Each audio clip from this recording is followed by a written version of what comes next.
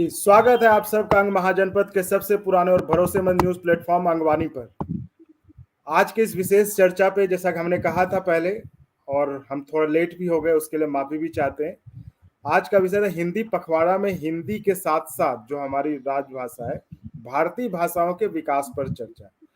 इस पर चर्चा करने के लिए हमारे साथ जुड़े हुए सुप्रीम कोर्ट के वरिष्ठ अधिवक्ता उमेश शर्मा जी, जो हमारे टीएनबी कॉलेज से ही पढ़े हुए हैं और हमारे सीनियर भी हैं। दूसरे गेस्ट हैं लाल चंद्र सिंह जी, जो हमारे भागलपुर के बांका जिले के अमरपुर से संबंध रखते हैं और यहाँ दूरदर्शन न्यूज में पिछले 20-22 साल से जो है सीनियर एंकर और न्यूज एडिटर के रूप में काम कर रहे हैं। और हमारे साथ जो गेस्ट जुड़ने वाले थे, हिंदी सलाहकार समिति के सदस्य वीरेंद्र कुमार यादव जी। उनकी फ्लाइट, चूंकि मौसम देख रहे हैं दिल्ली से बिहार तक बारिश का असर हर जगह है, तो उनकी फ्लाइट लेट होगी, तो वो कुछ समय में हमसे जुड़ेंगे। तो उमेश सर, चर्चा की शुरुआत आपसे करते हैं जी। बता, क्षेत्रीय भाषाओं का नुकसान तो नहीं होगा हिंदी के कारण? देखिए, हिंदी और सभी भारतीय भाषाएं, जिसमें सभी क्षेत्रीय भाषाएं हैं, सब सहोदरी हैं। सहोदरी कहने से मतलब ये निकलता है कि मूलतः संस्कृत, प्राकृत, पाली, इन सब से ये बनी है, तो एक ही ग्रुप की भाषाएं हैं, कुछ द्रविड़ियन भाषाओं को छोड़ दिया जाए तो। इसलिए सब बहने हैं, जैसा कि हम समझते हैं, और भारतीय भाषाएं हैं। तो इसमें गौर करने की बात यह है कि इसमें उर्दू भी है। उर्दू भी बहन ही है। उर्दू ने यहीं भारत में ही जन्म लिया था और उर्दू के 40% शब्द हिंदी से हैं। और उर्दू आधिकारिक भाषा बाद में बनी है, पहले यहाँ जन्म हुई है।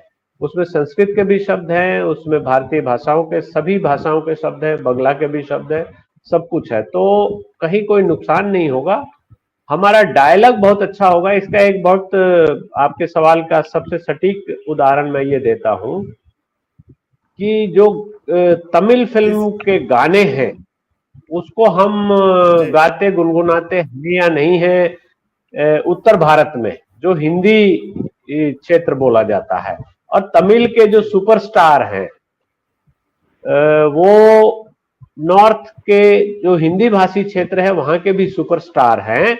और इसका उल्टा रूप भी है, हिंदी फिल्मों के, हिंदी गानों के जो सुपरस्टार हैं वो संपूर्ण भारत में, चाहे वो आप पूर्वोत्तर चले जाइए, कहीं भी चले जाइए, सबके सुपरस्टार हैं। तो आप उसकी तुलना हॉलीवुड से नहीं कर सकते। इसलिए भारतीय भाषाएं सभी सहोदरी हैं, सबका विकास, हमारे संविधान में इसका प्रावधान भी है, और सबका विकास भी एक साथ होगा। एक भाषा का विकास होगा तो उसके साथ साथ दूसरी भाषा भी चलेगी और भारतीयता आएगी, ये मूल बात है। इसलिए सभी भाषाओं का विकास होना चाहिए, मेरा ऐसा मानना है। और संविधान निर्माताओं ने इसको देखते हुए, इस चीज को इतनी दूरदृष्टि रखते हुए प्रावधान किया, हमारे भारतीय भाषाओं के विकास के लिए प्रावधान किया और अनुच्छेद बनाए। उसके साथ साथ जो हमारी शेड्यूल 8 है, सारणी 8 है, उसमें मूलतः पहले 14 भाषाएं रखी गई थी, जो अब बढ़ती बढ़ती 22 भाषाएं हो गई है। तो ये तो दिखाई दे रहा है कि भाषाओं को हमारे संवैधानिक रूप में जगह दी जा रही है, भारतीय भाषाओं को। और गौर करने की बात यह भी है कि हमारे जो 8th शेड्यूल है, 8वीं सारणी जो है, उसमें अंग्रेजी कहीं नहीं है। क्योंकि अंग्रेजी भारतीय भाषा नहीं है, इसलिए नहीं है। और भारतीय भाषाओं के विकास और संवर्धन के लिए ही बात हमारे संविधान में की गई है। तो ये सीधी सी बात है कि अंग्रेजी का विकास और संवर्धन का प्रावधान हमारे यहाँ नहीं है। फिर भी अंग्रेजी नेचुरली अपने ऐतिहासिक कारणों से विकसित होती रही, हम पर हावी होती रही, भारतीय भाषाओं पर हावी होती रही, और ऐसा प्रक्रिया चलती रही, जो अब जाकर कहीं कम हो रही है। कहीं ना कहीं उस पर भारतीय भाषाएं अब आगे बढ़ रही है, ये आपको अभी लगेगा, और ये एक वस्तुतः सच्चाई भी है। तो ये नहीं लगता सर कि आपको आजादी के 75 साल हो गए, हम अमृत काल भी मना रहे हैं, और अभी तक हमें हिंदी दिवस और हिंदी पखवाड़ा मनाने की जरूरत पड़ रही है? तो मतलब हिंदी हमारी, मतलब सबसे क्या कहते हैं, राष्ट्र के जन्म के समय से हिंदी हमारी बोले जाने वाली भाषा रही है। तो ऐसा क्यों है, मतलब इस पिछड़ेपन का, या हम क्यों पिछड़े हैं, क्या कारण रहा होगा, क्या लगता है आपको?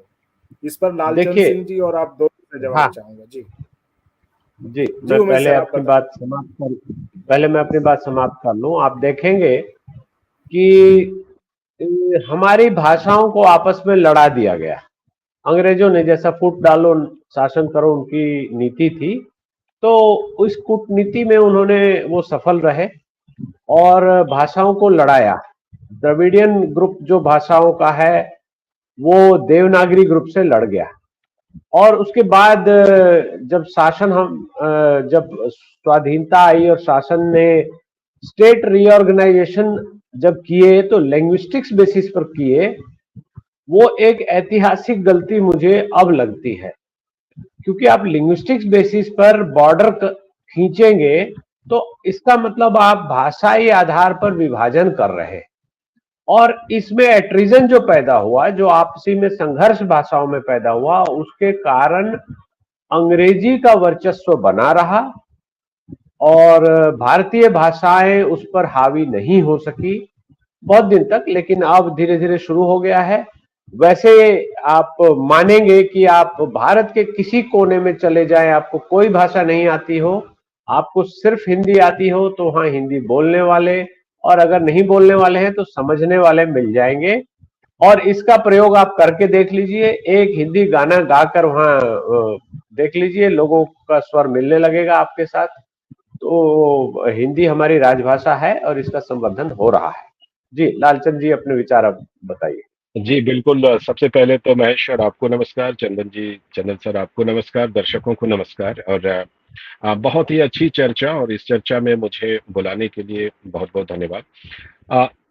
ये विषय मेरे दिल के करीब रहा है और कुछ अपना अनुभव भी रहा है। अनुभव इस तरह से रहा है कि अपने काम के सिलसिले में दक्षिण भी जाना हुआ है, पूर्वोत्तर भी जाना हुआ है, तमिलनाडु से लेकर के मिजोरम तक जाना हुआ है।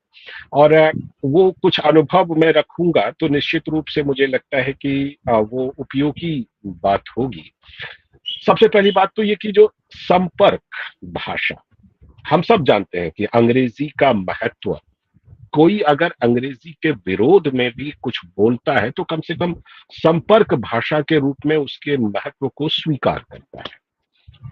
मैं एक छोटा सा अनुभव साझा करता हूं कि मुझे अपने ऑफिस के काम के सिलसिले में ही ब्राजील जाने का मौका मिला। तो जैसा कि आप जानते हैं कि हम लोगों के यहाँ क्योंकि ब्रिटिश राज था तो अंग्रेजी स्थापित हुई, तो वहां पर पुर्तगालियों का शासन था, तो वहां पोर्तुगीज जो है, पुर्तगाली भाषा वो स्थापित हुई। तो वहां जाकर के हमने ये देखा, ये अनुभव किया कि अंग्रेजी भाषा की भी संपर्क भाषा के रूप में कुछ सीमा है, पहली बात। दूसरी बात ये कि एक संपर्क भाषा की कितनी जरूरत पड़ती है। वहां के बाजार में जाते थे, वहां के ड्राइवर से बात करते थे, तो संपर्क भाषा की जरूरत महसूस होती थी। अब आप इसी बात को राष्ट्रीय स्तर पर ले आइए, हिंदी की बात कीजिए। जब तमिलनाडु जाइए कि मिजोरम जाइए कि कहीं भी जाइए, आपको ये लगेगा कि एक संपर्क भाषा की जरूरत है। और सच में हमने उन, अगर मैं खुल करके बोलूं तो हम वहां पर देखते थे तमिलनाडु में कि हिंदुस्तानी बोलने वाले, अगर मैं खुलकर बोलूं तो कहीं मुस्लिम भाई को ढूंढते थे कि कहीं मुस्लिम भाई दिख जाए तो वो उर्दू जबान में कम से कम बात करेंगे तो हमारा काम चल जाएगा, अगर हमें किसी से कोई बाइट लेनी है, कुछ पूछना है। और हम वहां पर जाकर अपने ऑफिस में बोलते थे कि मुझे कोई मुस्लिम ड्राइवर दीजिए, क्योंकि जब मैं यहाँ के लोकल लोगों से बात करूंगा, रिपोर्ट बनाऊंगा, तो वो हमारी मदद करेंगे, वो उनसे हमारा काम चल जाएगा। तो संपर्क भाषा के रूप में अगर एक अंतरराष्ट्रीय स्तर पर अंग्रेजी की जरूरत है तो राष्ट्रीय स्तर पर हिंदी की जरूरत है, इसमें कोई शक नहीं होनी चाहिए। ठीक उसी तरह से बात होती है कि भारतीय भाषाओं के साथ हिंदी का विकास। मैं एक उदाहरण देता हूं। आजकल बड़ा बहस बड़ी होती है, वो होती है न्यूक्लियर फैमिली की और ज्वाइंट फैमिली की। यानी कि जो परिवार है, आप देखें कि किसी परिवार में अगर सिर्फ माँ बाप हों तो बच्चे जो पलते हैं उनको जो प्यार मिलता है, तो न्यूक्लियर फैमिली में कहीं ना कहीं एक अधूरापन रहता है। और हम सब उस परिवेश से आए हैं कि अगर परिवार में माँ भी हो, चाची भी हो, दादी भी हो, तो वो जो बच्चा वहां पर पलता है, उसका जो उसकी जो परवरिश होती है, उसे जो संस्कार और संस्कृति मिलती है, वो ज्यादा जिसे कहते हैं ना परिपूर्ण होती है। तो मुझे लगता है कि हिंदी के साथ भारतीय भाषाओं का कहीं कोई विरोध नहीं है, बल्कि कई बार तो समृद्धि आती है जब आप वहां से शब्दों को लेते हैं। लेकिन ये राजनीति, इस राजनीति ने, जैसा कि महेश्वर जिक्र कर रहे थे कि बहुत, आप देख लेना, आजादी 1947 में मिली, 1947 से पहले ही हिंदी को हमारे नेताओं ने जितना महत्व दिया, जितना अपनाया, पश्चिम से लेकर के दक्षिण, दक्षिण से लेकर पूर्वोत्तर से लेकर के उत्तर तक, आजादी के बाद उतना भी नहीं किया हिंदी के साथ। कहीं ना कहीं हमारे नेताओं ने, हमारे लोगों ने, हमारे नीति नियंताओं ने कहीं ना कहीं बौद्धिक बेईमानी की है, और उसी बेईमानी का नतीजा है कि हिंदी को जो दर्जा मिलना चाहिए था, हिंदी का जैसा विकास होना चाहिए था, साथ साथ सभी भारतीय भाषाओं का भी, वो हुआ नहीं। आप देखें, एक बेईमानी की अगर मैं चर्चा करूं, मुझे लगता है कि अगर ये तल्ख शब्द है तो शायद कम से कम इतना सा ये शब्द चल जाएगा। 15 साल के लिए आपने अंग्रेजी का प्रावधान किया, चलिए वहां तक अच्छी बात है। आपने कहा 15 साल बाद हम अंग्रेजी को भारतीय भाषाओं से रिप्लेस कर देंगे, आपने किया? नहीं किया। और सच्चाई तो ये है कि सर, हम सब लोग कॉलेज से, यूनिवर्सिटी से पढ़े हैं, आपने देखा होगा कि ये अंग्रेजी को, अगर आपको मेडिकल साइंस, इंजीनियरिंग साइंस या कोई भी एमबीए करना है, तो अंग्रेजी आपके ऊपर जबरदस्ती थोपी जाती है, आपको मजबूर किया जाता है कि आपको अंग्रेजी पढ़नी ही पड़ेगी, नहीं तो आपकी एक सीमा बन जाएगी। मैं अपने इस वक्तव्य को एक लाइन के साथ कंक्लूड करता हूं, उसके बाद फिर दोबारा आऊंगा। एक बार जब क्लिंटन आए थे ना, तो उन्होंने आगरा में जाके कहा था कि दुनिया दो हिस्सों में है, एक जिसने ताज देखा है और दूसरे जिसने ताज नहीं देखा। मैं कहूंगा कि भारत में कोई और जो विभाजन है ना, वो सतही विभाजन है। हम कहते हैं ना, अगड़े पिछड़े, हिंदू मुसलमान, ये उत्तर दक्षिण, पूरब पश्चिम।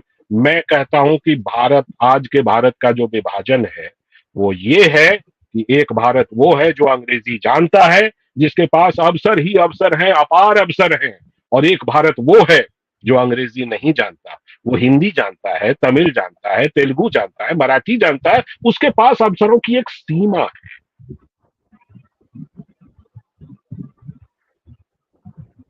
इसी में तो ये इसी में मैं ऐड जी जी जी जी इसी में मैं ऐड करना चाहूंगा। आपने बहुत ही गंभीर विषय उठाया है, बहुत अच्छे से इसको समझाने की किया है।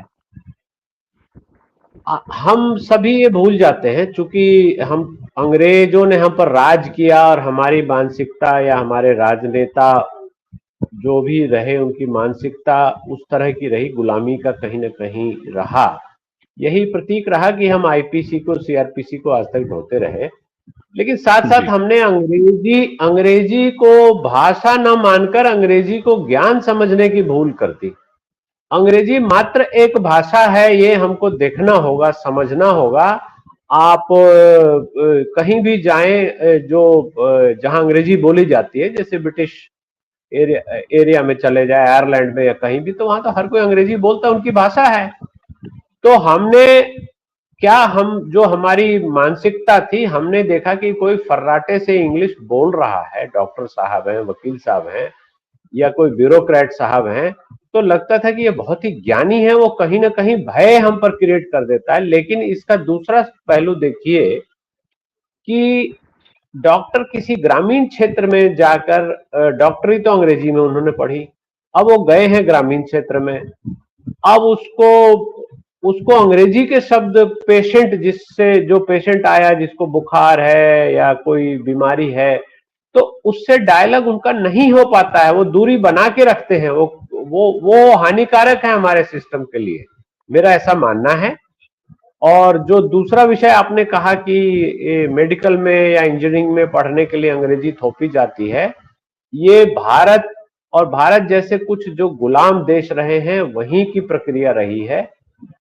आप देखेंगे कि चाइना में, कोरिया में, जापान में, जर्मनी में, उनकी सारी जो टेक्निकल जो नॉलेज है, बुक्स है, सारा सिस्टम उनका उनकी भाषा में है। और जैसे रशिया हमारे यहाँ से बच्चे पढ़ने जाया करते थे पहले, जब एमबीबीएस के लिए काफी लोग जाते थे, तो उनको 1 साल पहले रशियन सीखनी पड़ती थी, अंग्रेजी को साफ ढोना पड़ता था। वो रशियन सीखते थे तब उनको रशियन में पढ़ाया जाता था। तो ऐसी व्यवस्था हमने क्यों नहीं की? हमारे यहाँ कहीं ना कहीं ये जानबूझकर या कहीं ना कहीं जो आप कह रहे हैं कि बौद्धिक बेईमानी हुई है नेताओं द्वारा, चूक हुई होगी, और उसके कारण हम संवर्धन नहीं कर पाए, हिंदी को ऑफिशियल लैंग्वेज बना के रख दिया और एक बार पखवाड़ा मना लिया, या ज्यादा से ज्यादा हिंदी के हस्ताक्षर कर दिए, राजभाषा की 2 4 5 मीटिंग कर ली, लेकिन मूल काम नहीं कर पाए। लेकिन अभी पिछले कुछ सालों से मैं देख रहा हूं कि मूल काम हो सकता है। ये जो आईटी रेवोल्यूशन है, जो इंटरनेट की क्रांति है, उसके कारण भी हिंदी के सारे जो कंटेंट है वो बहुत ज्यादा शेयर हो रहा है। आप देखेंगे तो ये जो स्टडी अभी मैंने एक देखी है, तो 50 करोड़ लोग हिंदी बोलते, लिखते, समझते हैं, जबकि अंग्रेजी बोलने वाले लोग 1.5 से 2% प्रतिशत है। तो आप समझ लीजिए कि किसका संवर्धन हो रहा है, ये दिखाई नहीं दे रहा है। एक सुप्रीमेसी हमने आपने बनाई हुई है, कोर्ट्स में जाकर हम माय लॉर्ड्स और वो अंग्रेजी में बोल देते हैं और जनता को वो दिखाई दे जाता है। उसके कारण ये एक प्रभुत्व बना हुआ है जो धीरे धीरे अब टूटना शुरू हो गया है। सबसे पहले तो शुरुआत हो गई है कि आईपीसी, सीआरपीसी और एविडेंस एक्ट का ही नाम ही बदल दिया गया है। चूंकि मुझे कॉलेज में IPC, Indian penal code, IPC पढ़ाया गया तो मुझे वो याद हो गया। उसको भारतीय दंड संहिता अगर पढ़ाया जाएगा तो मैं भारतीय दंड संहिता ही तो कहूंगा। वो किया नहीं गया और अब कॉस्मेटिक लेवल पर चेंज लाने की बात हो रही है, लेकिन कहीं से शुरुआत हुई है, अच्छी बात है। ये एक भावनात्मक विषय है, इसका समाधान कहीं से हो तो अच्छा रहेगा, मुझे ऐसा लगता है। जी चंदन जी। जी, हमारे साथ वीरेंद्र जी भी जुड़ गए हैं पटना से। वीरेंद्र जी, आपको आवाज आ रही है ना?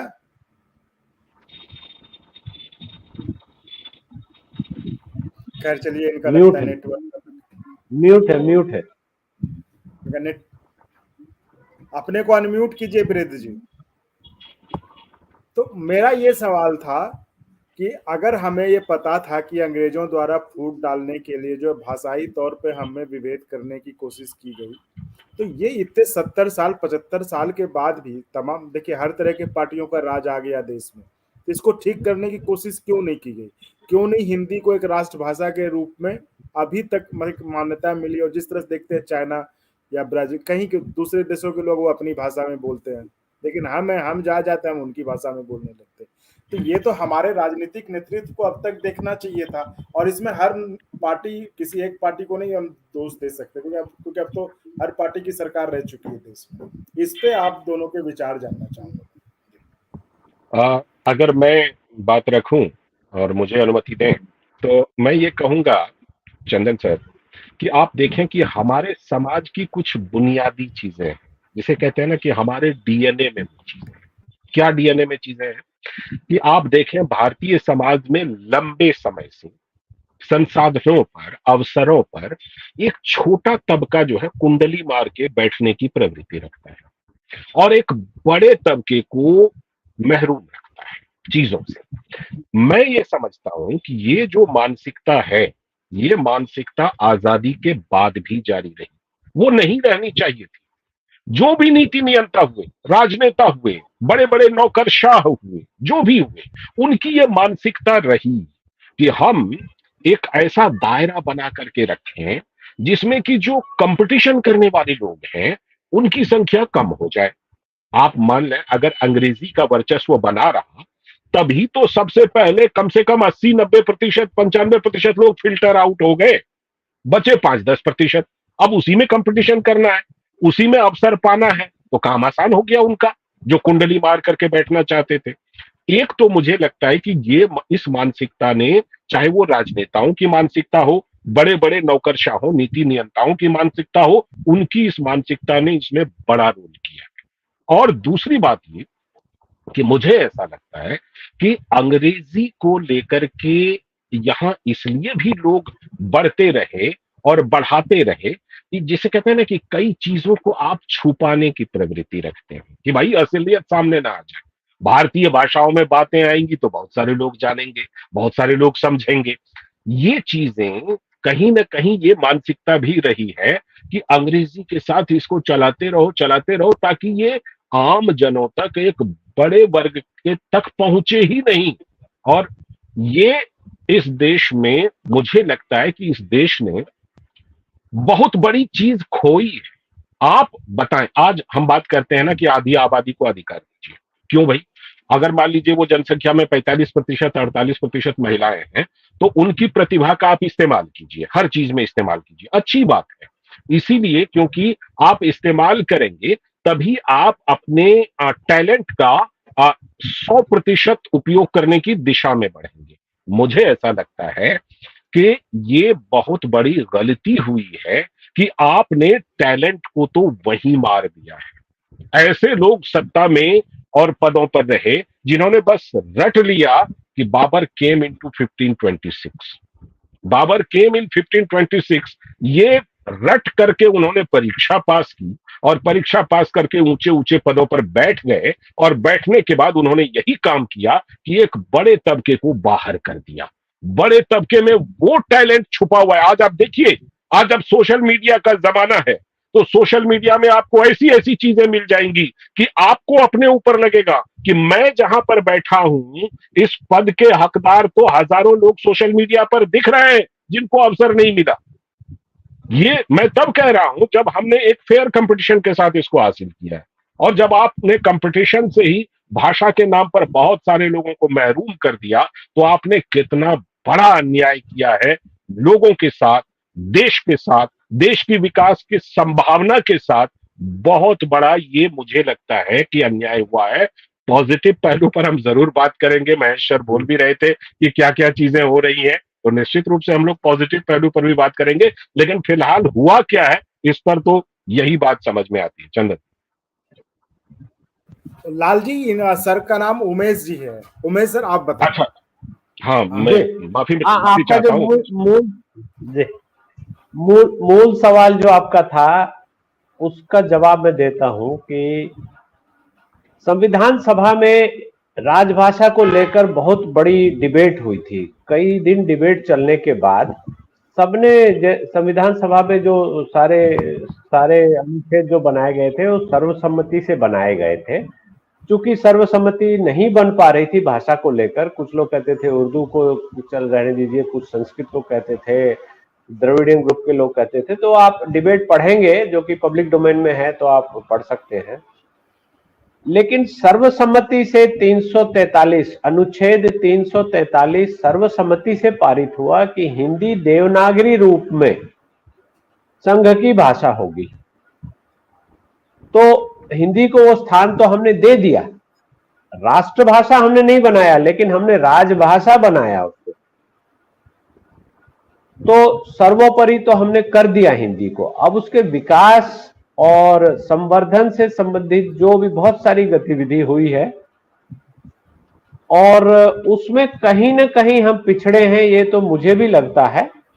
राजभाषा अधिनियम जाकर 1963 में बनाया गया, उसके बाद राष्ट्रपति महोदय जी का उससे पहले एक 1960 में एक आदेश आया, जो राष्ट्रपति के पास जो स्पेशल पावर्स है उसमें उन्होंने आदेश पारित किया था। फिर राजभाषा संकल्प 1968 में हुआ, उसके बाद राजभाषा के नियम बनाए गए 1976 में। तो आप देखेंगे कि 14 सितंबर 1949 को अनुच्छेद 343 के लिए सर्वसम्मति से पारित किया गया। तो उसके बाद से ये गतिविधियां हुई हैं। और तो संवैधानिक स्तर तो हमने दे रखा है, भाषा को, हिंदी को दे रखा है, लेकिन हमने क्या किया, वहां एक गलती चूक या जो भी जो उस समय के हालात रहे होंगे, उसको अभी किसी को ब्लेम करना आसान नहीं है। तो उसमें क्या हुआ कि हिंदी को लेकर जो जो चीजें हमने शुरू की, उसको राजभाषा विभाग ने बहुत अलग स्तर पर रखा।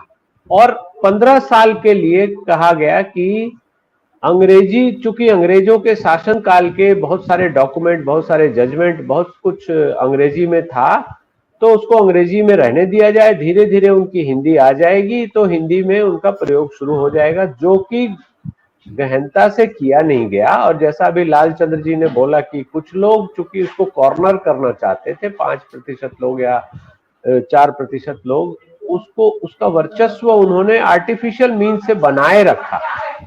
आप पब्लिक एडमिनिस्ट्रेशन में जाते, अब देखिए उसका उसका अभी इफेक्ट क्या है। देखिए, अगर तमिलनाडु के कोई सज्जन हैं जिनको कि ऑल इंडिया सर्विसेज का IAS IPS या IFS का कोई कार्डर अगर राजस्थान, बिहार या उत्तर प्रदेश का मिलता है, तो उनका कैडर कंफर्मेशन तभी होता है जब वो 3 साल के अंदर अंदर वहां की भाषा लिखना, पढ़ना और बोलना सीख ले, और वो एक टेस्ट मैट्रिक के स्तर का पास करना पड़ता है उनको। तो उस चीज को वहां अपने फायदे के लिए रोका गया, लेकिन अब प्रशासन ने उस चीज को जब बाद में समझा तो उसको अनिवार्य कर दिया है। हालांकि होना ऐसा चाहिए था, ये मुझे कॉस्मेटिक लगता है कि मूल रूप से ही सारी परीक्षाएं हिंदी में या भारतीय भाषाओं में होनी चाहिए थी, अंग्रेजी में नहीं होनी चाहिए थी। जिसको देना है वो पहले हिंदी सीखे, हिंदी का मटेरियल इकट्ठा करे, पढ़े। चूंकि उसको राजभाषा में काम करना है तो हम पहले अंग्रेजी में उनको रिक्रूट करते हैं, उनकी ट्रेनिंग अंग्रेजी में देते हैं, उनकी पढ़ाई लिखाई अंग्रेजी की होती है। उसके बाद हमको जो उनका क्षेत्र होता है उस क्षेत्र की भाषा सीखने के लिए मजबूर करते हैं। ये कहीं ना कहीं मुझे कॉस्मेटिक और आर्टिफिशियल लगता है। इस पर गंभीर चर्चा होकर सरकार से कुछ कार्रवाई होनी चाहिए। अब जो दूसरा सवाल आपने पूछा कि 70-75 साल में सरकारों ने कुछ नहीं किया, मैं कोई राजनीतिक स्टेटमेंट नहीं दे रहा हूं, राजनीतिक आदमी नहीं हूं, लेकिन आप देखेंगे अभी जो इस सरकार ने बहुत सारी योजनाएं जो की हैं, उनका नाम उज्ज्वला योजना, बेटी बचाओ योजना, तो ये हर आदमी के जुबान पर। हमने नरेगा को हम भूल गए, ये इसके पहले जो NHRM के मिशन को भूल गए हम। इसका छोटा एग्जाम्पल अभी देता हूं। Metro, Delhi metro rail corporation है, वहां पर एक प्रगति मैदान का स्टेशन होता था। तो उस प्रगति मैदान को सुप्रीम कोर्ट के में मर्ज कर दिया गया। प्रगति मैदान का वो हिस्सा हट गया तो स्टेशन अब टेक्निकली सुप्रीम कोर्ट की जमीन पर आ गया। तो उसका नाम उन्होंने सर्वोच्च न्यायालय, सुप्रीम कोर्ट कर दिया स्टेशन का नाम। तो हमारे अभियान के लोगों को, चूंकि मैं भी अभियान का कार्यकर्ता हूं, तो हमने उनको चिट्ठी लिखी कि ये राजभाषा का सही प्रयोग नहीं है, आप इसका नाम सर्वोच्च न्यायालय कीजिए। आपने सुप्रीम कोर्ट किया है, ये राजभाषा के अनुसार नहीं है। तो उनकी ओर से जवाब भी आया, फिर उनके लोग आकर मिले भी और हमें समझाने की कोशिश की कि देखिए ये धीरे धीरे सुप्रीम कोर्ट हिंदी में हमने लिखा है तो हिंदी में सबके जुबान पर आ जाएगा, लोग इससे फेमिलियर हो जाएंगे। मैंने बोला कि मेट्रो को इसकी वाहवाही मिलनी चाहिए कि 10 लाख 20 लाख रोज केंद्रीय सचिवालय सुनते सुनते सेंट्रल सेक्रेटेरिएट को भूल गए। ऐसे ही दिल्ली विश्वविद्यालय सुनते सुनते दिल्ली यूनिवर्सिटी को भूल गए। तो मैंने उनको समझाने की कोशिश की कि आप भी इसको अगर सर्वोच्च न्यायालय कर देंगे तो जो सुप्रीम कोर्ट प्रिवेलेंट है, जो हमारी जुबान पर चढ़ा हुआ है, वो सर्वोच्च न्यायालय हो जाएगा। ऐसा कुछ बड़ी बात नहीं है। अभी हम उसको फॉलो कर रहे हैं और हो सकता है कि हम इसमें कहीं ना कहीं सफल भी रहेंगे। उनको, चूंकि सरकारी तरीके से किया गया है, बड़ा लंबा चौड़ा रास्ता है, उन्होंने फाइल वर्क बहुत सारा किया हुआ है, तो थोड़ी मुश्किल हो रही है, लेकिन उसको हम कर रहे हैं। तो ये धीरे धीरे छोटी छोटी शुरुआत, हमारा आपका सबको इसमें आगे बढ़कर अपने अस्तित्व को बताना होगा, बचाना होगा और दिखाना होगा कि हम हिंदी भाषी हैं या तमिल भाषी हैं या बांग्ला भाषी हैं या गुजराती भाषी हैं। हम अपने हस्ताक्षर तो अपनी मातृभाषा में करेंगे, भारतीय भाषा में करेंगे, अंग्रेजी में नहीं करेंगे। तो उस तरह से एक शुरुआत हम अपने स्तर पर कर सकते हैं। और भी बहुत सारे काम हैं जो धीरे धीरे अभियान से जुड़े लोगों के साथ हम मिलकर कर रहे हैं। क्योंकि मेरी भी शिक्षा दीक्षा अंग्रेजी माध्यम से हुई, तो अभियान से जुड़ने के बाद मुझे लगा कि कहीं ना कहीं मूल रूप से हमको वंचित रखा जाता था।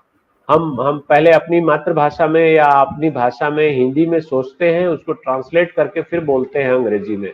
तो एक रूप, तो एक एनर्जी जो मेरी वहां खर्च हो रही थी वो तो खत्म हो गई ना। मैं मूलतः अपना जो भाषा जो फील करता हूँ वो बोल रहा हूँ। तो ये अच्छी बात है, अच्छी शुरुआत है। और इस सरकार ने तो, मैं सरकार की प्रशंसा राजनीतिक स्तर पर नहीं कर रहा हूं, लेकिन भाषा के स्तर पर तो अवश्य करूंगा कि पहले उज्ज्वला योजना, बेटी बचाओ योजना, जो भी स्वच्छता मिशन, जो भी नाम रखे गए, उसके बाद अब इस सरकार ने पहली बार जो हमारी गुलामी का प्रतीक है आईपीसी, सीआरपीसी, एविडेंस एक्ट, इनके नाम बदल दिए हैं। नाम बदल के नया लेजिस्लेशन ला रहे हैं। तो ये एक अच्छी शुरुआत है और ये अगली पीढ़ी या उससे अगली पीढ़ी तक जाकर ये रंग दिखाएगा, मुझे ऐसा लगता है। तो 70 साल 75 साल भाषा के लिए कहना और उसको हम ब्लेम करना कि किसी सरकार ने कुछ नहीं किया, अब शुरुआत हो चुकी है। मुझे ऐसा लगता है कि ये कहीं ना कहीं सफल होगा भी। हाँ, उस हिसाब जी से तो चंदन, जैसे मध्य प्रदेश में मेडिकल कॉलेजेज में ही मेडिकल की जो किताबें थी उसको हिंदी में किया गया। हाँ, मेरा कहना है कि ठीक है, अब जब काम शुरू हुए हैं, लेकिन हाँ बहुत लंबा समय लग गया और अभी भी हमें नहीं लगता, पता नहीं कि कितना समय और लगेगा जब हिंदी जो है फुल प्रेजेंट जो है ना एक राष्ट्रभाषा के रूप में हमारे सामने। वीरेंद्र जी से एक बार चेक कर लेते। वीरेंद्र जी, आपको आवाज आ रही है हम लोगों की?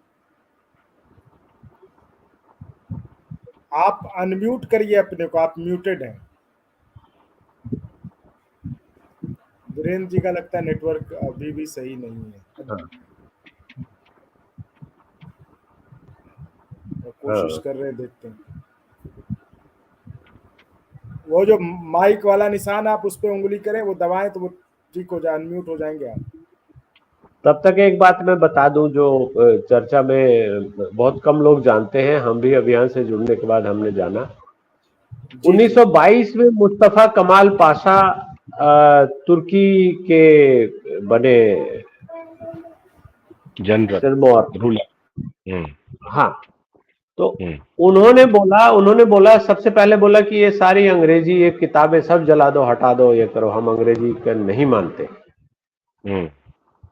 बोला कि हटा तो देंगे पर यहाँ अंग्रेजी ही पढ़ते हैं सब लोग, लिखते सारी किताबें, सारे स्कूल, सारे कॉलेज अंग्रेजी में चलते हैं। उन्होंने बोला कोई बात नहीं, चूंकि वो एक डेमोक्रेटिकली इलेक्टेड तो नहीं थे उस समय के हिसाब से, एक ऑटोक्रेट थे। उन्होंने बोला कोई बात नहीं, 1 महीने के अंदर आप नई लिपि अपनी बनाइए और वही भाषा का प्रयोग होगा। उन्होंने कंपल्शन कर दिया और 22 दिन में उनकी लिपि बन गई। हालांकि वो अरेबिक और इंग्लिश का मिला रूप है, उनकी 22 दिन में लिपि बन गई, गठित हो गई और उसी में काम होना शुरू हुआ। और टर्की एक एग्जाम्पल है, एक उदाहरण है कि अगर राजनीतिक इच्छा शक्ति हो तो कुछ भी किया जा सकता है। अभी जैसे हमारी सरकार, जो भी विरोध हो, जैसा भी हो, अगर कहे कि अंग्रेजी का प्रयोग नहीं होगा हमारे शासन के में, तो सबको हिंदी आ जाएगी, ऐसा कुछ नहीं है, भारतीय भाषाएं आ जाएगी।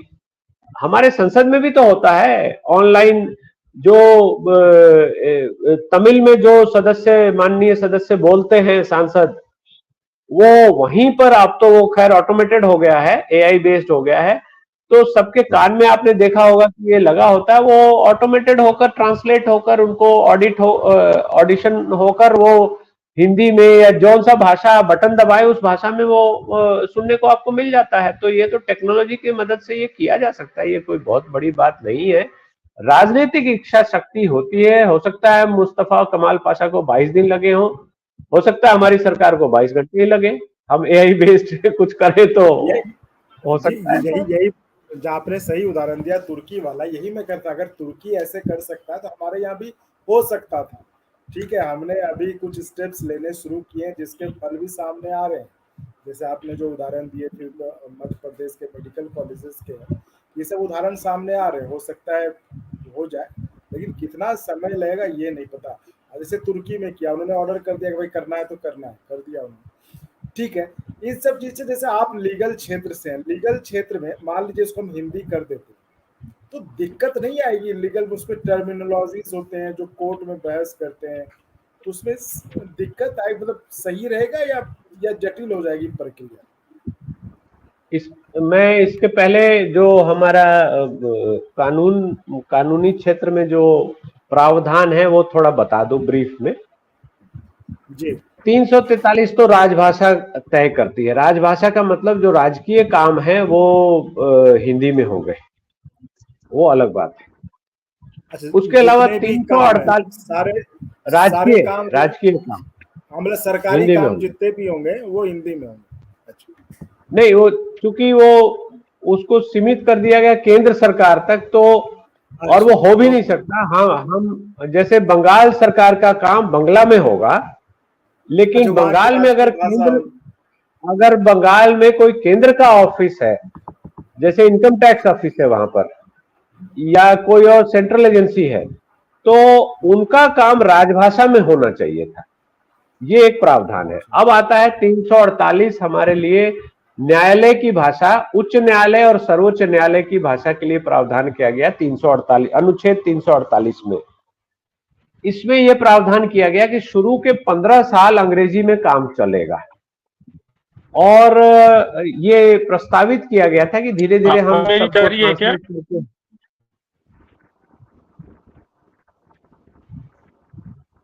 आवाज हाँ, मेरी जा रही है, नहीं जा रही है? अब जी आवाज आ अभी आ रही है रही है आपकी आपकी आवाज वीरेंद्र कट जी, अब कट के। आवाज आ रही है। चलिए ठीक है, वही मैं चेक कर रहा था, बोलिए। जी जी, आप बने रहिए आप। जी, तो हाँ, उमेश जी कंप्लीट कर लें, फिर जी, आपको आपसे। हाँ, तो इसमें 348 में उच्चतम न्यायालय और उच्च न्यायालयों में और अधिनियमों, विधेयकों आदि के लिए प्रयोग की जाने वाली भाषा शुरू में 15 साल रखी गई, और ऐसा उस अनुच्छेद को अगर आप पढ़ेंगे तो पाएंगे ऐसा लिखा गया था। और ऐसी आशा की जाती थी कि धीरे धीरे काम हिंदी में या भारतीय भाषाओं में होना शुरू हो जाएगा। 348 का एक भाग और ये कहता है कि किसी राज्य विशेष का जो वहां के जो गवर्नर है, वो महामहिम राष्ट्रपति की पूर्वानुमति से उस राज्य की राजभाषा को उस राज्य की उच्च न्यायालय की भाषा बना सकते हैं। इसका मतलब बंगाल के गवर्नर अगर चाहें तो बंगाल में जो ऑफिशियल लैंग्वेज है वहां के राज्य सरकार का, जो कि बंगला होगी, तो वो राष्ट्रपति की पूर्वानुमति से राष्ट्रपति के पास प्रपोजल भेजेंगे, और जब वो परमिशन देंगे तो वहां के हाईकोर्ट की भाषा बंगला हो जाएगी। ये प्रस्तावित है, प्रावधान है, और ऐसा 4 राज्यों में हुआ है, 4 हिंदी राज्यों में हुआ है। सबसे पहले उत्तर प्रदेश में हुआ। उत्तर प्रदेश के उच्च न्यायालय में हिंदी का 1977 या उससे पहले ही हुआ था। अधिसूचना है वहां पर, वहां आप हिंदी में पिटीशन फाइल कर सकते हैं। उत्तर प्रदेश, बिहार, राजस्थान और मध्य प्रदेश 4 राज्यों में ये हुआ भी है। उसके बाद 2013 या 12-13 के आसपास 5 राज्यों की प्रस्तावना आई थी, जिसमें बंगाल भी था, गुजरात भी था। लेकिन वहां पर मुझे ऐसा लगता है, जो कि एक अभी पार्लियामेंट्री कमेटी की रिपोर्ट में वीरेंद्र जी अवश्य इसका अनुमोदन करेंगे। पार्लियामेंट्री कमेटी की रिपोर्ट 2018 में जो आई है, उन्होंने ये कहा कि वो एक रास्ता गलत अपनाया गया। जब महामहिम के पास वो आई प्रस्तावना राज्यपाल के यहाँ से, तो उसको हमने चीफ जस्टिस ऑफ इंडिया के यहाँ भेज दिया, जो कि हमारे संविधान में नहीं लिखा है। तो उन्होंने लिख दिया नॉट फीजिबल, तो वो नॉट फीजिबल करके उसको वापस कर दिया गया, वो आज तक वापस रही। तो ये संवैधानिक समिति ने जो मेरा ख्याल फरवरी 18 में एक रिपोर्ट दी है, उसमें बोला कि ये प्रक्रिया ही गलत अपनाई गई थी।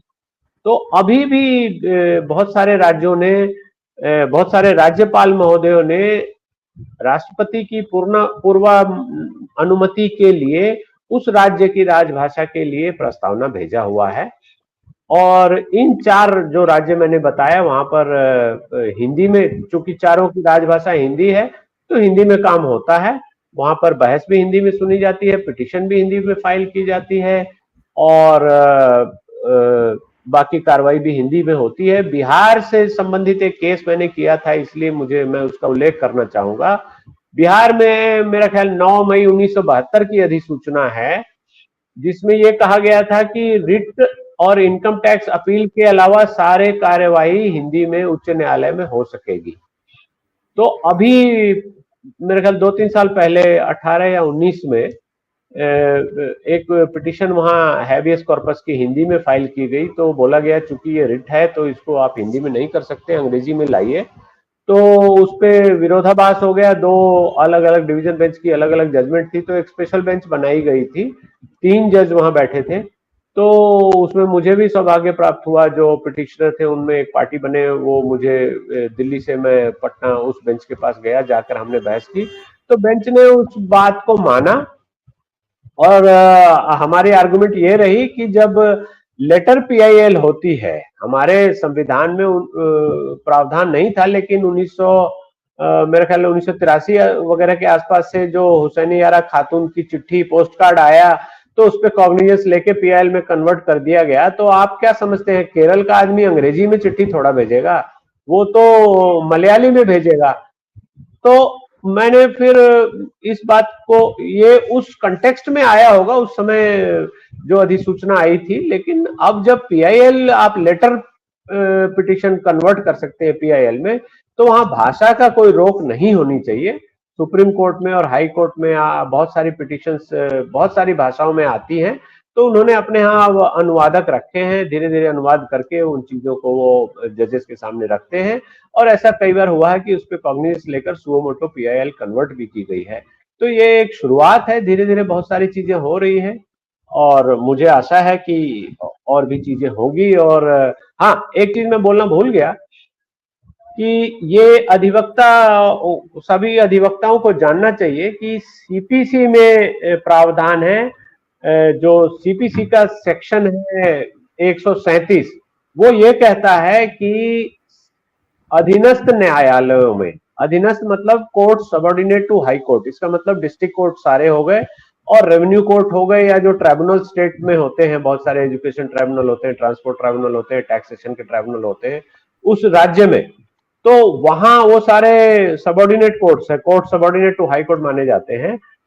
वहां पर वो जो उस राज्य की भाषा में काम करने का प्रावधान 137 सेक्शन 137 सीपीसी में दिया हुआ है, लेकिन होता नहीं। हम अंग्रेजी के भावना से ऐसी ग्रसित हैं कि हम वहां भी रेवेन्यू कोर्ट में, तहसीलदार कोर्ट में भी अंग्रेजी की पिटीशन डालते हैं, जबकि जो डालने वाला है वो बेचारा अंगूठा लगा रहा है। अंग्रेजी क्या, उसको तो हिंदी पढ़ना नहीं आता, हम अंग्रेजी की पिटीशन उससे अंगूठा लगा के डलवा रहे हैं। तो कहीं ना कहीं हमको ये सुधार लाना होगा। इसके साथ साथ आप देखेंगे 272 जो सीआरपीसी का प्रावधान है, क्रिमिनल प्रोसीजर कोड का, जिसकी क्रिमिनल ट्रायल होती है, तो वहां भी ये लिखा गया है कि उस राज्य की राजभाषा में ही काम होगा court subordinate to high court. इसका मतलब अगर बंगाल में क्रिमिनल ट्रायल चल रही तो बंगला में चलेगी, गवाह बंगला में गवाही देगा। तो इसका ध्यान संविधान निर्माताओं ने बहुत अच्छे से रखा है, हम इसका निर्वहन नहीं कर पाए, ये बड़ा दुख का विषय है। और अब जब सामने आ गया है तो आईटी टूल्स को लेते हुए हमको ये करना चाहिए। चूंकि क्या होता था कि पहले डिस्ट्रिक्ट मजिस्ट्रेट और डिस्ट्रिक्ट जज की पोस्ट अंग्रेज साहब के पास होती थी, जो डीएम साहब होते थे वही डिस्ट्रिक्ट जज भी होते थे। तो चूंकि उनको अंग्रेजी में काम करना था तो वो अपना स्टेनो भी अंग्रेजी में रिक्रूट करते थे, उनके पास स्टेनो ऑफिस स्टाफ सारा अंग्रेजी में होता था, और दोनों तरह के एडमिनिस्ट्रेटिव वर्क भी अंग्रेजी में करते थे और जुडिशियल वर्क भी अंग्रेजी में करते थे। तो वो कहीं ना कहीं रह गया, और हमने जैसे स्टेनो रिक्रूट कर दिए, तो मान लीजिए कि कोई स्टेनो अगर हमने एक लॉट रिक्रूट कर दिया इंग्लिश में कहीं पर, तो वो 30 साल 35 साल के लिए तो वहां हमको दूसरा स्टेनो मिलेगा नहीं, अंग्रेजी के स्टेनो से ही हिंदी में हमको टाइप कराना पड़ेगा, जो कि लोग मूलतः नहीं कर पाते हैं। हालांकि इसको लेकर हमने पिटीशंस लगाई हैं कि जब काम अधीनस्थ न्यायालयों में वहां की राजभाषा में होना है तो आप अंग्रेजी के स्टेनो रिक्रूट करना बंद कीजिए। तो ये शुरुआत है, धीरे धीरे अभियान के साथ जुड़कर जो भी कॉन्शियस लोग हैं, आप देखेंगे उत्तर प्रदेश में बहुत सारे न्यायाधीश हैं जो कि हिंदी में ही जजमेंट पास करते हैं। आप चाहे अंग्रेजी की पिटीशन दीजिए, वो हिंदी में ही जजमेंट करेंगे। तो ये शुरुआत है और ये काफी दूर तक जाएगी चीजें। मुझे ऐसा लगता है कि न्यायिक प्रक्रिया में आप एक चीज और भी गौर करने की कि सुप्रीम कोर्ट की वेबसाइट पर अगर आप जाएंगे तो सुप्रीम कोर्ट ने बहुत सारे जो लैंडमार्क जजमेंट है वो अभी पिछले 2-3 साल से भारतीय भाषाओं में ट्रांसलेट करके अपलोड कराया हुआ है। तो कोई भी भारतीय भाषा का आदमी उसको पढ़ सकता है वहां पर।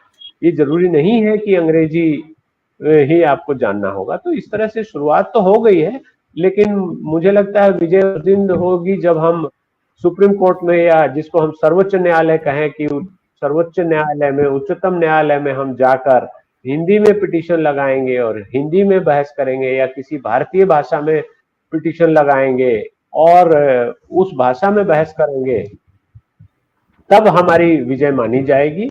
और ये कोई बहुत बड़ी बात नहीं है। अब जो एआई टूल्स है, खासकर जो संसद में हमारे हो रहा है उसकी कॉपी करते हुए या कोई हाइब्रिड मॉडल बनाकर, या जो ऑल इंडिया सर्विसेज में जो मॉडल है कि जो तमिलनाडु के सज्जन जो जो उत्तर प्रदेश में पुलिस सर्विस में आए, आईपीएस बन के आए, आईएएस बन के आए या फॉरेस्ट सर्विस के आए, तो उनको वहां की भाषा सीखनी पड़ती है। तो ऐसे ही हाईकोर्ट के जजेस, कहीं किसी राज्य से कोई भी जज आए, सुप्रीम कोर्ट के जो भी जजेस आए, उनको वो भाषा, वो सर्किट बेंच आप बना सकते हैं, बहुत कुछ कर सकते हैं।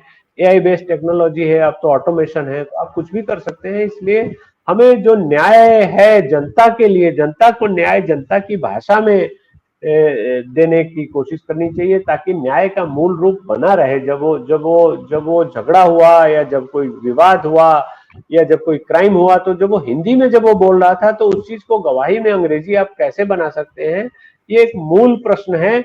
इसका जवाब जुडिशियरी को भी ढूंढना चाहिए, देना चाहिए और इस पर कार्रवाई भी करनी चाहिए, मेरा ऐसा मानना है।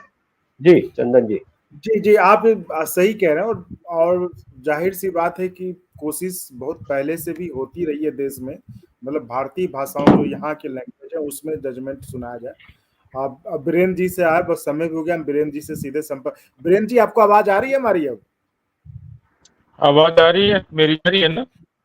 जी आ रही है, लेकिन थोड़ा नेटवर्क कमजोर, लेकिन कोशिश करते हैं, देखते हैं आप कहाँ तक बात कर पाते हैं। आपसे ये जानना चाहेंगे, अभी आप भी अक्सर बातचीत में इस बात का जिक्र करते हैं और अभी उमेश जी ने भी जिक्र किया, तुर्की का उदाहरण दिया। आप चूंकि केंद्र सरकार के विभिन्न मंत्रालयों में आप हिंदी सलाहकार समिति में सदस्य भी हैं, तो आप ये बताएं कि तुर्की का जो उदाहरण देते हैं बातचीत में कि तुर्की जैसा हो गया, तो ये भारत में क्यों नहीं हो पाया?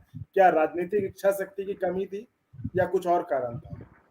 जैसे वहां पे आदेश हो गया कि हमें देखिए, मैं जी दोनों वक्ताओं तक बाद में ही सुन रहा था, क्या मतलब नहीं पता मुझे कि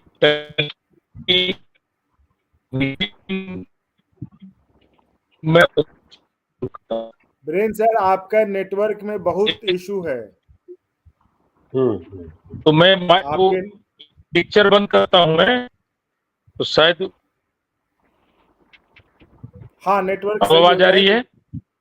हाँ आवाज नहीं, अभी आवाज आ रही है कि नहीं आपको? आ रही आवाज। फोटो मैंने बंद कर दिया है तो आवाज आ रही होगी। ठीक है, जब क्योंकि जिस देश में गाड़ी का जो नेम प्लेट लगता है उसको हम हिंदी में नहीं लगा सकते। हम बड़ी बड़ी बात अभी हम सुन रहे थे, बड़ी प्रोसीजर सुन रहे थे, विधि विशेषज्ञों का बहुत बारीकी से बता रहे थे। तो मोटी मोटी बात, छोटी छोटी बात से शुरू होनी चाहिए कि जिस देश में एक हम नेम प्लेट तक का आदेश नहीं पारित कर सक रहे,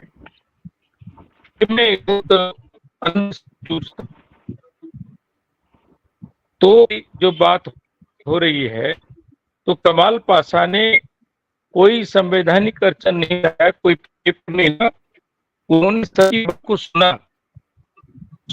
के बाद उन्होंने एक ही पंक्ति में आदेश दिया कि जितने भी अधिकारी कर्मचारी हैं तो समझे कि मेरे देश को आजाद हुए 15 वर्ष से अधिक हो गया है और लगा दिया है और लग गई। अभी उमेश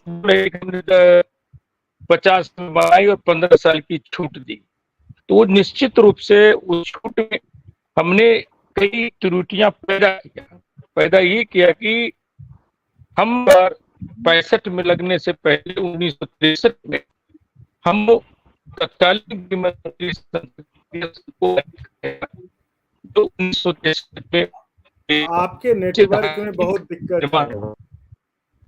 आपकी आवाज नहीं आ रही है, साफ नहीं आ पा रही। नहीं, आपकी आवाज साफ नहीं आ पा रही है। साफ नहीं आ रही तो इससे ज्यादा तो मैं, चूंकि बारिश यहाँ हो रही है पटना में। जी दिल्ली से लेकर पटना तक बारिश है, कोई बात नहीं। हम फिर जी कह रहा हूँ बारिश का माहौल तो मैं बाहर निकलता हूँ अगर कुछ जी अगर हो जाए तो कोई बात नहीं, तो फिर अगली बार चर्चा में शामिल हो लेंगे। अभी मैं बाहर निकलता हूँ, अगर बात तो ना जाए तो फिर तो बोलना है बेकार बात जब नहीं पहुंच पाएगी तो। हाँ तो कुछ ठीक है, आप फर्क देख पड़ रहा लीजिए है? फर्क। आप जी देखिए आप हमारी बोले, आवाज आप फर्क जारी, पड़ रहा है कि नहीं आपको? जी जी जी जारी रखें, आप जारी वही रखें। मैं करूँ, आवाज अगर आ रही है तो मैं बाहर निकल रहा हूँ वर्षा के इससे ना, तो थोड़ा आवाज अगर आ जाएगा तो उसका उपयोग हो जाएगा।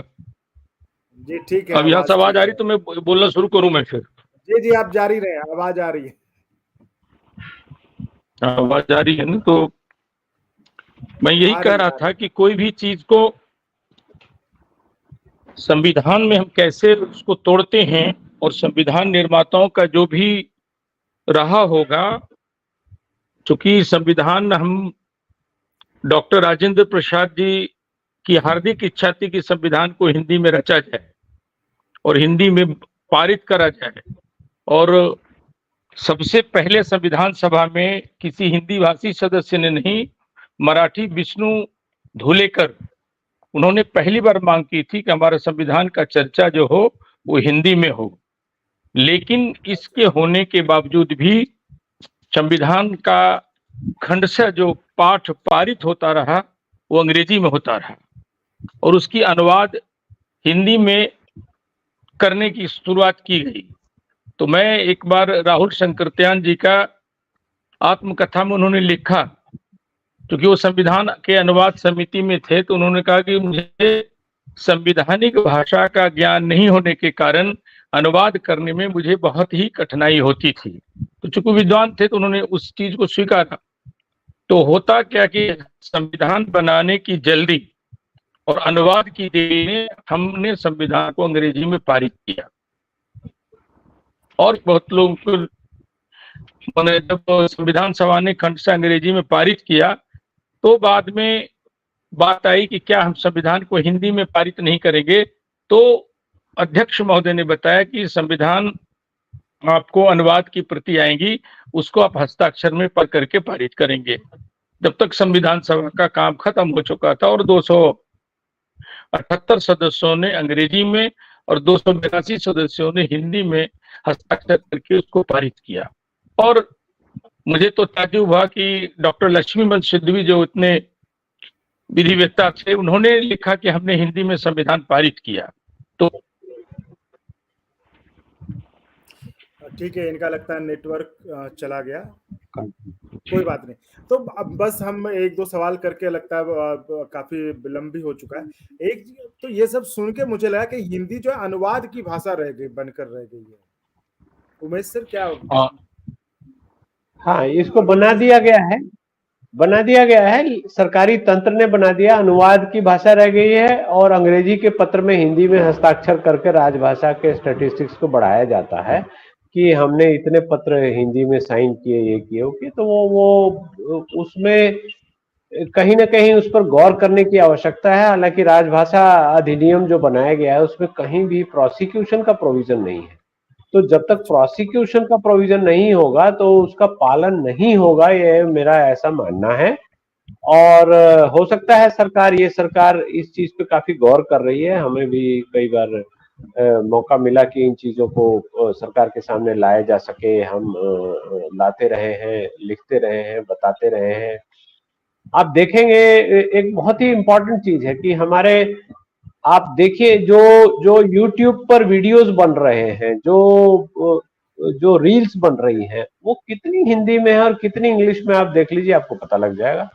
उसका व्यूअरशिप कैसा है वो पता लग जाएगा। तो सरकारी तंत्र इसको मानने को नहीं तैयार है तो इररिलेवेंट होता चला जाएगा। सरकारी तंत्र को ये मानना ही पड़ेगा, चाहे आप कैसे भी आप जो समय की जो रिक्वायरमेंट है उस हिसाब से सरकारी तंत्र को इसको मानना पड़ेगा, कोई और उपाय नहीं है। और अब आप देखेंगे कि बहुत सारे पत्र लोग हिंदी में लिखते हैं, साथ साथ में अंग्रेजी के शब्दों भी लिखते हैं, और उसको सरकारी तंत्र पूरा जो इंग्लिश लिखा जाता था उसको अब मानने लगा है और जवाब भी उसी भाषा में आने लगा है। और अभी हाल फिलहाल में बहुत सारे जगहों पर डायरेक्शंस भी हुई है कि आप इंग्लिश में ये नहीं करेंगे। कोर्ट, चूंकि मैं अधिवक्ता हूं तो कोर्ट से जो डायरेक्शन हुए उस पर हम ज्यादा गौर करते हैं, ज्यादा ध्यान देते हैं और उस पर देखते हैं कि इसका क्या व्यापक असर होगा, कहाँ तक इस चीज का क्या असर होगा। तो अभी एक सुप्रीम कोर्ट की एक जजमेंट अभी हाल फिलहाल में 2-3 महीने पहले आई है, जिसमें जो जो एक्यूज थे, जो कन्विक्ट हो गए, जिनको सजा हो गई थी, हाईकोर्ट से भी कंफर्म हो गई, तो सुप्रीम कोर्ट ने गौर किया कि चूंकि चार्जशीट इनको इनकी भाषा में नहीं दी गई थी, अच्छा, अंग्रेजी में दी गई थी, इसलिए चार्जेस को नहीं समझ पाए और ये इनके साथ गलत हुआ है। तो सुप्रीम कोर्ट ने ये बोलते हुए उनकी सजा को भी क्वैश कर दिया, कन्विक्शन को भी क्वैश कर दिया, नीचे की सारी जजमेंट को भी क्वैश कर दिया।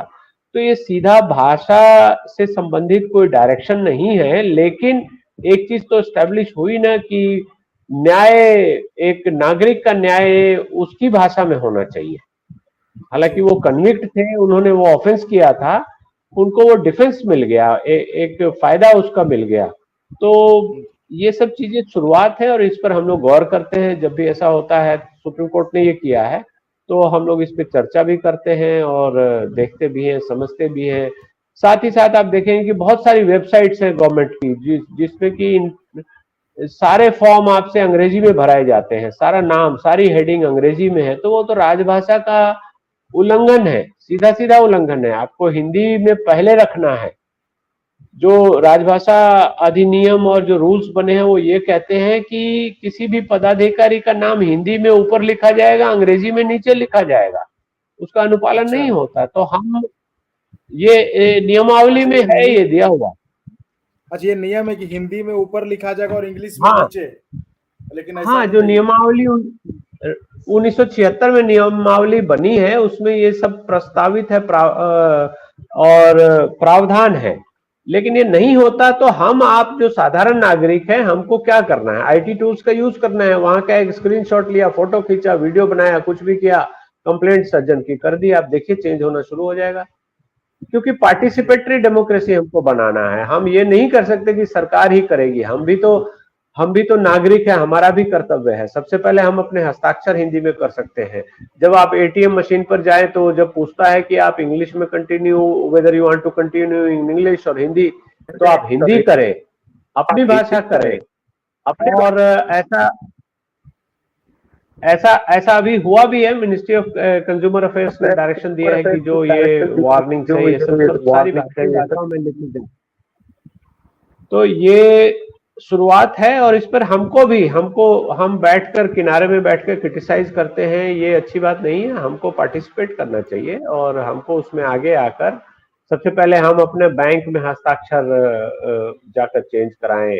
अंग्रेजी में आज तक करते आए हैं, कोई बात नहीं। आज से हम मुस्तफा कमाल पाशा बन सकते हैं कि नहीं, अब मैं नहीं करूंगा, या मैं कोई आवेदन देता हूं, कोई हिंदी में लिखूं, या जो मेरी भाषा है बंगाली है तो बंगला में लिखे, तो वो मैं कर सकता हूं। मैं क्यों सरकार का इंतजार करूं? और यहाँ एक बहुत ही सेंसिटिव बात मैं बोलना चाहूंगा कि भाषा को इतने हल्के में आप नहीं ले सकते हैं। भाषा के विवाद के कारण ही पाकिस्तान का बंटवारा हुआ है, क्योंकि सबसे पहले वहां पर शुरू हुआ कि हम बांग्ला भाषी लोग हैं, हम पर आप उर्दू मत थोपिए। 1950-52 में हुआ, गोली चली, 7 लोग मारे गए, 2 स्टूडेंट्स थे। उसके बाद बढ़ता बढ़ता विवाद देखिए कि बंगला के नाम से देश बन गया। ऐसा इसको बहुत आसानी से आप नहीं ले सकते। अपनी भाषा की अस्मिता बचाने के लिए वहां के स्टूडेंट्स थे, उन्होंने गोली खाई पाकिस्तान के आर्मी की। और आज भी वहां राजभाषा दिवस, बाद में जो 22 फरवरी जो अंतरराष्ट्रीय मातृभाषा दिवस यूनेस्को ने जो डिक्लेयर किया है, वो उसी इंसिडेंट को लेके किया है। 22 फरवरी को गोली वहां चली थी। तो इसको इतने यूनेस्को के द्वारा, हाँ, बांग्लादेश के इसको ये जाकर शायद 78 में या ऐसे पारित किया गया। यूनेस्को में जब ये विषय गया कि भाषा के लिए उन्होंने जान दे दी। 3 लोग थे जो वहां के स्टूडेंट्स थे और 7 लोगों को गोली लगी थी, 3 की जान चली गई। और ये विषय बढ़ता बढ़ता आप देखिए एक देश बन गया। उस देश ने अपना नाम कुछ और नहीं रखा, उस देश ने नाम रखा बांग्लादेश, क्योंकि हम बंगला बोलते हैं, हम पर उर्दू नहीं थोपने देंगे। और बंटवारा हो गया। आप देखिए, यूनिवर्सिटी से शुरू हुआ था ये। आप पढ़ेंगे इस चीज को तो पाएंगे कि ये यूनिवर्सिटी से आपने नहीं काफी मिला था। अच्छी जानकारी दी है जी जी। अभी हमारे देश में भी मैं अभी गया था, पिछले साल गया था, कर्नाटक और महाराष्ट्र के बॉर्डर पे एक गांव है, एक क्षेत्र है बेलगाम, आपने सुना होगा अक्सर न्यूज। जी जी। भाषाई दंगे वहां होते हैं, भाषाई कर्नाटक और दंगे महाराष्ट्र में महाराष्ट्र के बॉर्डर पे है। तो मुझे लगता था कि भाषाई दंगे कैसे हो सकते हैं। हम लोग तो भारत में धार्मिक दंगे, जातीय दंगे देखने के आदी है। तो मैं वहां गया, मैंने लोगों से बातचीत की, पूछा कि कैसे दंगे होते हैं। बोला कि हमारा नाम, मेरे घर का रिकॉर्ड मराठी में है। वहां पर कुछ ऐतिहासिक कारण है कि कुछ रिकॉर्ड वहां पर मराठी में है और कुछ लैंड का रिकॉर्ड वहां पर कन्नड़ में है। तो जो मराठी में जिसका रिकॉर्ड है, उस वहां के सरकार जब वो कर्नाटक में आ जाता है तो कहते हैं कि तुम कर्नाटक में ये बोर्ड लगाओ, तो उसके लिए वो लड़ने लगते हैं, तो उनकी लड़ाई होती है। तो भाषाई दंगे हम बताते हैं उसको। इस पर एक कमीशन सरकार ने बनाया हुआ है, भारत सरकार ने।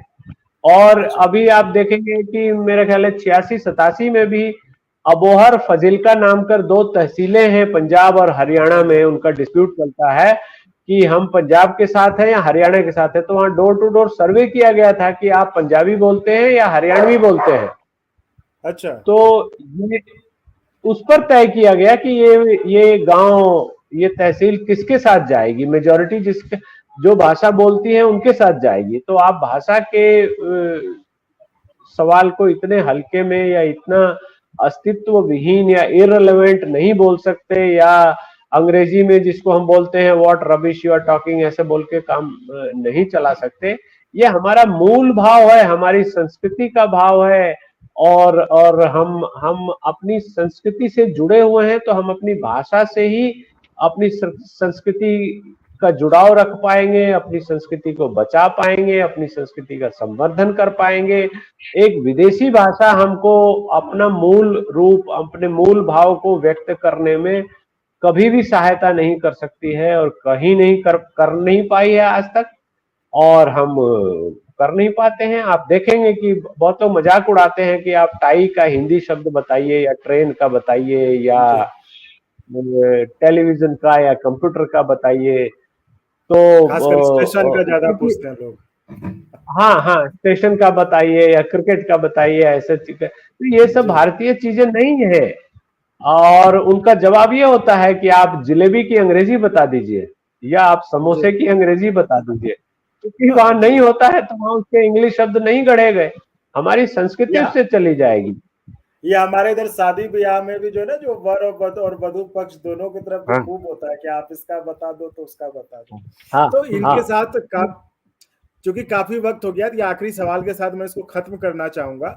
जैसा आपने खुद अभी जो मैं कहना चाह रहा था वो आपने भी कहा कि कर्नाटक महाराष्ट्र के बॉर्डर पे भाषाई लड़ाई है ना, तो हमारे पास साउथ सदर्न स्टेट्स के लैंग्वेज की लड़ाई। तो इन सब के बीच जहां हम अपने ही देश में अपने अपने क्षेत्रीय भाषाओं को लेके इतना आक्रामक हो जाते हैं, लड़ने पे उतारू रहते हैं, तो फिर हम उसको एक हिंदी को कैसे एक सर्वव्यापी या पूरे देश की एक भाषा के रूप में कभी बना पाएंगे? ये कितना मुश्किल लगता है, या आसान है, या हो जाएगा? इस पे आप दोनों विचार दें। जी, पहले उमेश सर रखना चाहेंगे या मैं रखूं? नहीं, आप बोलिए लालचंद जी, आप बताइए। आप अच्छा, ठीक है। मुझे लगता है कि मुझे लगता है सर कि जिस तरह से कि देखें, अंग्रेजी को तो सबों ने स्वीकार किया। आप देख लें, दक्षिण से लेकर के पूर्वोत्तर से लेकर सबको अंग्रेजी से कोई परहेज नहीं है। अंग्रेजी के साथ उनकी अपनी भाषाएं खतरे में नहीं आती। अंग्रेजी के साथ उनको लगता है ना तमिल खतरे में है, ना कन्नड़ खतरे में है, ना मलयालम खतरे में है। लेकिन बात जब अंग्रेजी को आप थोड़ी देर के लिए हटा के और वहां पर किसी एक भारतीय भाषा को, हिंदी को ले आए, तो सब कुछ खतरे में लगने लगता है। बात ये मानसिकता की है, सवाल ये मानसिकता का है। सर ने बहुत अच्छा उदाहरण दिया, मुस्तफा कमाल पाशा ने उसको तुर्की भाषा को बना दिया। हिब्रू भाषा का उदाहरण ले लीजिए, इजराइल में हिब्रू भाषा तो विलुप्त हो चुकी थी, उसको इजराइल ने जिंदा किया, और आज वो एक समृद्ध भाषा है। एक ऐसी भाषा है जिस भाषा के जरिए इजराइल हर तरह के विज्ञान में, शोध में हर चीज में समृद्ध है, हर तरह से समृद्ध है। ठीक उसी तरह से जब इन चीजों को लेकर के अगर राजनीति ना हो, ये बात भी बिल्कुल उमेश सर ने बिल्कुल सही कही कि भाषा का मुद्दा बड़ा संवेदनशील है, इसने देश बना दिए, इसने अपने यहां भाषाई दंगे कराए, ये बात भी बिल्कुल सही है। हमें इस बात का ध्यान रखना पड़ेगा कि हमें थोपना नहीं है, लेकिन यह भी ध्यान रखना पड़ेगा कि भाषा पर हम कुछ करें ही नहीं और हमारे 90% टैलेंट यूं ही मारे जाएं, या जिसे कहते हैं ना कि जो बिल्कुल प्रस्फुटित ही ना हो पाए। हमने ऐसे बहुत सारे लोगों को, बहुत सारे साथियों को देखा है जिनमें टैलेंट भर के पूरा भरा हुआ था, लेकिन वो अंग्रेजी से मुकाबला नहीं कर पाए, अंग्रेजी के साथ वो चल नहीं पाए, तो वो वहीं पर रुक गए। ऐसे उदाहरण हम सब ने देखे हैं, आपने भी देखे होंगे। लेकिन जो जैसा आपने संकेत भी दिया है कि अब समय भी समाप्त हो रहा है, और मैंने कहा भी था कि कुछ सकारात्मक पहलू भी हैं, और उमेश सर ने बड़ी अच्छी तरह से जिक्र किया है। तकनीक, आज की तकनीक में क्या है सर, जब हमने अपने काम शुरू किया था तो जो प्रसारणकर्ता होते थे उनके लिए लाइसेंस की जरूरत होती थी, बड़े बड़े इक्विपमेंट की, उपकरण की जरूरत पड़ती थी। आज हर एक आदमी प्रसारण करता है, आज हर आदमी प्रसारण कर रहा है। ये क्या हुआ? ये हुआ कि नीति निर्धारण का तकनीक जो है वो विकेंद्रीकरण कर देती है, यहां से उम्मीद की किरण फूटती है। और उसी में इस बात की व्याख्या है कि अंग्रेजी में कितने रील बनते हैं, सोशल मीडिया पर अंग्रेजी का कितना इस्तेमाल होता है। तो हिंदी की ताकत बाजार है, हिंदी की ताकत तकनीक है, हिंदी की ताकत सोशल मीडिया है, जो कि ये दिखा रही है कि आप इसकी अवहेलना लंबे समय तक नहीं कर पाएंगे। ये बात अलग है कि हिंदी इधर फैलती जाएगी, हिंदी के साथ भारतीय भाषाओं को भी ले लीजिए, उनका भी अपना एक, उनकी भी अपनी एक सीमा है, उनका भी अपना एक क्षेत्र है। तो वो सारी भाषाएं, हिंदी भाषा, भारतीय भाषाएं सभी बढ़ती जाएंगी, समृद्ध होती जाएंगी, और आप भले ही चाहे जितना भी नानुकुर कर ले, लेकिन राजनीतिक प्रावधानों में, शासन में आपको धीरे धीरे सही स्थान देना पड़ेगा। आप देख लें, विधि एवं न्याय मामले में उमेश सर ने कैसा बताया कि धीरे धीरे वो स्थान देना पड़ रहा है। तो उम्मीद की किरण यहीं से आती है कि आपको करना तो पड़ेगा। हमने जिक्र किया कि मेडिकल के किताब नहीं थे, इंजीनियरिंग के किताब नहीं थे, एमबीए के किताब नहीं थे, आज ये शुरू हो चुका है। अब अगर कोई विद्यार्थी चाहे तो उसमें कर सकता है। अभी थोड़ी सी निश्चित रूप से हिचक होगी लोगों में, लेकिन ये भी 5-10 साल की बात है। बहुत सारे लोग ऐसे होंगे जो इस हिचक को तोड़ करके और भारतीय भाषाओं में बड़ी बड़ी अच्छी अच्छी डिग्री हासिल करेंगे, और हिंदी और भारतीय भाषा रोजगार की भाषा जब बन जाएगी तो वो अपने स्थान को और तेजी से हासिल कर लेगी। इसमें हमें आशावान जरूर रहना चाहिए। चंदन जी। उमेश सर जी, मैं समाप्त करूंगा अपनी बात को कहते हुए कि भाषा में हमने राजनीति घुसा दिया, और हमने जैसे ही स्टेट रीऑर्गेनाइजेशन एक्ट जो भी किया लिंग्विस्टिक बेसिस पर, तो हमने दूषित कर दिया भाषा को। और अब तो देखिए तो तमिल, द्रविडियन भाषाओं और देवनागरी भाषाओं और संस्कृत ग्रुप की भाषाओं की लड़ाई भी हमने करवा दी। अंग्रेज शुरू करा के गए थे और अनजाने में हम उसको ढोते गए। लेकिन बॉटम लाइन जो मुझे लगता है, जो बात है कि हिंदी अभी भी राजभाषा तो है, संवैधानिक रूप से है, लेकिन हिंदी अभी भी कनेक्टिंग भाषा तो है ही। आप सुदूर उत्तर पश्चिम चले जाइए, सुदूर दक्षिण चले जाइए, कश्मीर चले जाइए, कहीं जाकर अमिताभ बच्चन का फोटो दिखाकर पूछिए तो वो गाना सुनाकर बताएगा, फिल्म का नाम लेकर बताएगा। इसका मतलब हिंदी का व्यापक रूप, हम हिंदी को सिर्फ राजभाषा या ऑफिशियल लैंग्वेज के रूप में नहीं देखें, हमको भी ब्रॉडन उसको करना पड़ेगा। और है, हिंदी एग्जिस्टेंस में है।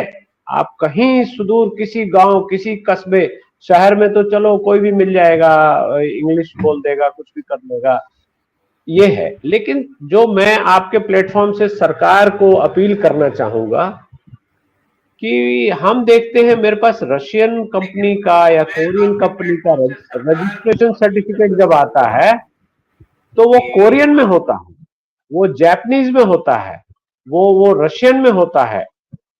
अब हमारे यहाँ जो हम कंपनी, हमारा जो registrar of company certificate issue करते हैं, वो हम अंग्रेजी में ऊपर लिखते हैं, नीचे हिंदी में लिख देते हैं। ऐसा बंद होना चाहिए। हमारे राजभाषा हिंदी है तो हिंदी में ही जाना चाहिए। सर्टिफिकेट जिसको ट्रांसलेट करना है वो एआई से करे, जैसे कि रशियन सर्टिफिकेट यहाँ आता है तो हम ट्रांसलेट करके उसको वैलिडेट करते हैं, वैसे ही हमारा सर्टिफिकेट, हमारा पासपोर्ट में कहीं अंग्रेजी का प्रयोग नहीं होना चाहिए। हिंदी में है तो हिंदी में रहेगा, राजभाषा है।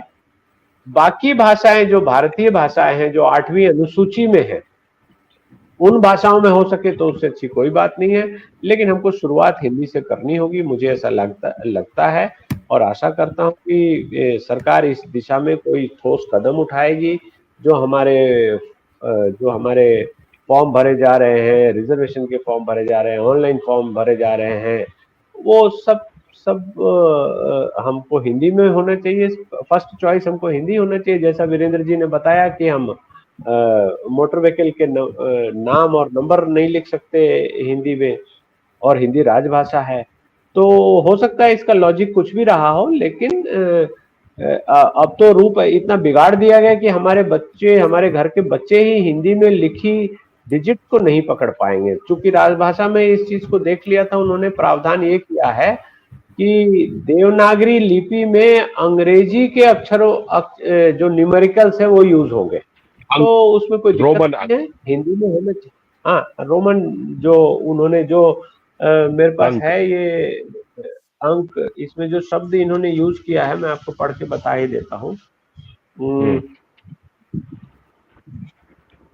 संघ की राजभाषा हिंदी और लिपि देवनागरी होगी। संघ के शासकीय प्रयोजनों के लिए प्रयोग होने वाले अंकों का रूप भारतीय अंकों का अंतरराष्ट्रीय रूप होगा, ये लिखा गया है 343 में। तो इसको करना चाहिए, और मुझे लगता है कि मोटर व्हीकल एक्ट में एक अमेंडमेंट लाकर और राजभाषा अधिनियम को, ऑफिशियल लैंग्वेज एक्ट को डोमिनेट कराते हुए या 343 को डोमिनेट कराते हुए हमें ये मैंडेट देना चाहिए। इसका विरोध हो सकता है कुछ राज्यों में, द्रविडियन क्षेत्र में हो, वहां पर एक राजनीतिक विषय बना हुआ है, लेकिन शुरुआत तो करनी होगी ना। हम इस विरोध को कितने दिन तक, इस विरोध की आड़ में अंग्रेजी का वर्चस्व कितने दिन बने रहने देना चाहेंगे? अंग्रेजी तो एक विदेशी भाषा है, ये जो अंग्रेज गए उनके साथ ये चली जानी चाहिए। हमको जैसे कोरिया है, जैसे जर्मनी है, जैसे हिब्रू जैसे आपने अभी बताया, जैसे तुर्की ने किया, वैसे हमको कुछ करना चाहिए कि हमारी भारतीय भाषाएं आएंगी, उसमें हिंदी है तो हिंदी में तमिल शब्द भी है, बंगला शब्द भी है, सबका एक प्रारूप होना चाहिए। इसी के साथ मैं अपनी बात समाप्त करता हूँ। आप लालचंद जी और उमेश सर जी, आप दोनों से चर्चा बहुत ही सार्थक रही और हमें बहुत कुछ जो हमें भी शायद नहीं पता था वो भी जानने का मौका मिला। शायद यही कहते हैं कि चर्चा करने से कुछ नए चीज़ों का एक दूसरे को जानकारी हम साझा करते हैं। हमारे पास चूंकि ये जो चर्चा थी ये 3-4 प्लेटफॉर्म पे लाइव थी, फेसबुक पेज पे, फेसबुक ग्रुप पे और यूट्यूब पे, ट्विटर पे। इस पे एक सज्जन ने कमेंट किया है, वो मैं नाम इस पे भी नहीं दिख रहा है मुझे, तो मैं उनसे कहूँगा कि आप भी आएँ, ये प्लेटफॉर्म सबके लिए है। अगली बार से हिंदी चर्चा में आप भी आए लाइव पे और आप भी अपने विचारों को रखें। तो बहुत बहुत धन्यवाद लालचंद जी और उमेश सर। फिर अगली चर्चा में हम लोग फिर मिलेंगे। बहुत बहुत धन्यवाद। बहुत बहुत शुक्रिया, सभी को नमस्कार।